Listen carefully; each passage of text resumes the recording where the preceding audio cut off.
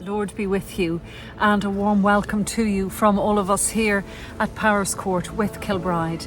Well, this is what the Irish would call a soft day, thank God. And we have a lot of soft days, even though I can't complain because we have had more recent sunshine. But we have a lot of soft days up here on the top of the hill in Enniskerry, and this is one of them. So I'm actually sitting in quite a sodden garden today, but it's always good to get out into the bright light and fresh air of every day if we can manage it. It just does the old body and mind and indeed the heart good to get out into natural light. You're welcome to join me in this small square for a very short message this morning, and one that I hope will be able to assist somebody today in whatever they might be struggling with. Anyway, it's lovely to be with you in this square and to draw together into the presence of God who walks with us in every circumstance. And so, within the presence of that same God, we pause for a moment in prayer.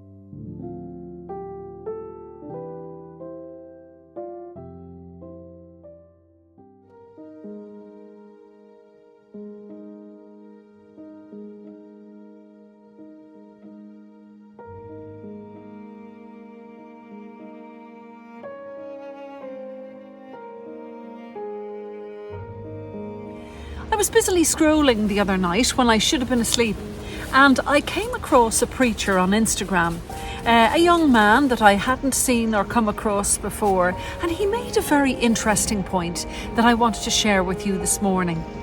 When we think about Jesus' use of examples in nature that he uses in his parables or in the stories that he tells, we often see him describing himself as the Good Shepherd and describing his flock as sheep.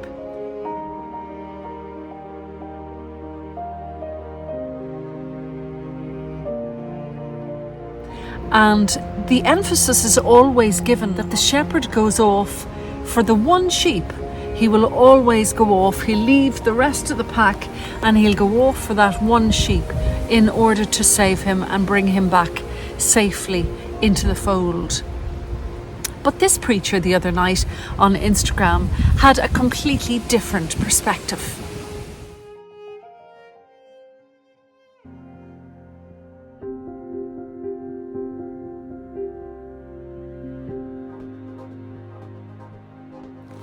He asked the people he was addressing to think about the protection that a different animal would have of itself.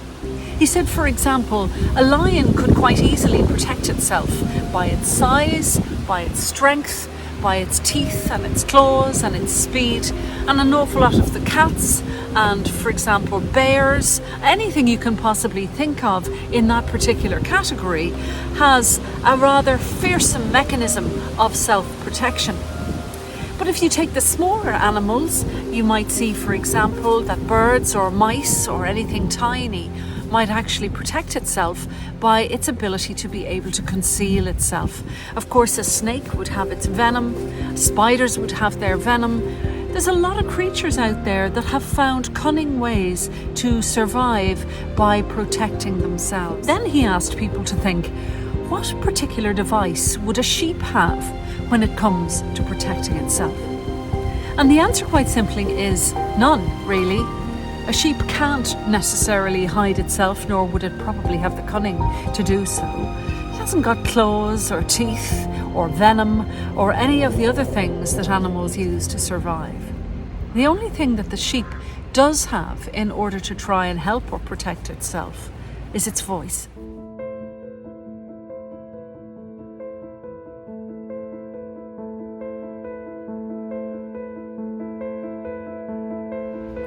The sheep has an ability to call, and if you're walking down by the river in Powerscourt, particularly in the spring, the other side of a part of the river, there's a beautiful green field, and it's always filled with sheep. And in the springtime, you will hear the little baby lambs calling and the parents answering them.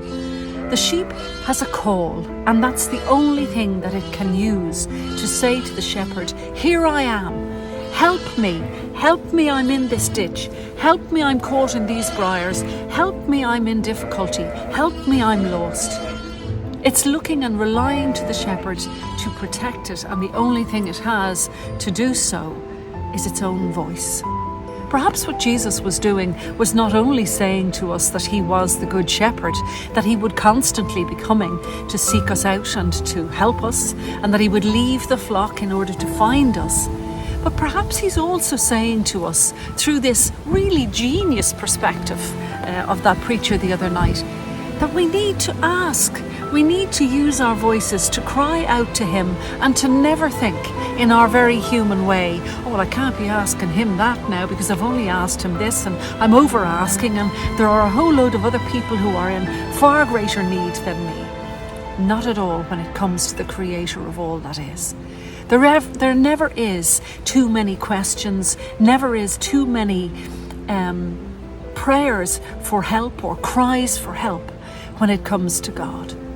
And sometimes we can forget this. And sometimes there can be things that silence our voices as well. Sometimes if we're deeply hurt and we're so caught up in that pain, we can't even think beyond it to ask for help from the invisible God that infiltrates every single solitary part of our lives.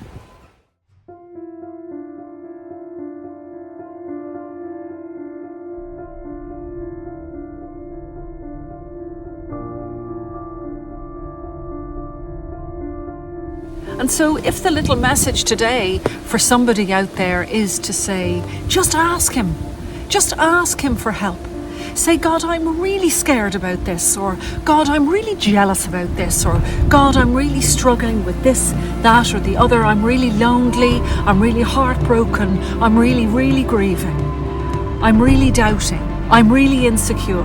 I'm really human. Today, the message is very clear. Just ask. Just ask for help. And you and I both know, if you take one step towards God, he comes running to meet you. There is no limit on his helping you. Just remember to ask him.